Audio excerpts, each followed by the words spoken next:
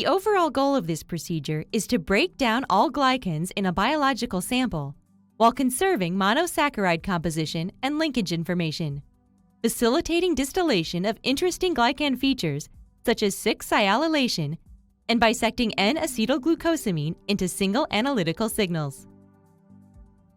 This method can help to directly answer key questions in the field of glycomics, such as which unique glycan features are altered in particular disease states.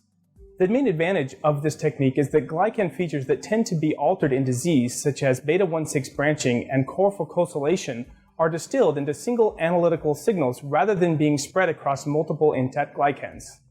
Generally, individuals new to this method will struggle with poor yields of N-acetylhexosamines due to improper processing of freshly permethylated glycans.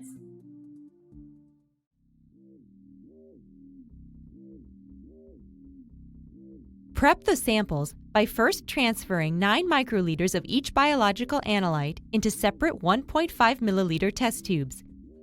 To each sample, add 1 microliter of deionized water and 270 microliters of high-purity DMSO, and vigorously mix by vortexing them.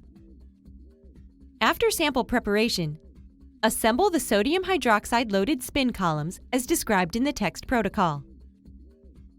Using an analytical syringe, add 105 microliters of iodomethane to each analyte and immediately cap the tubes. Thoroughly vortex the samples.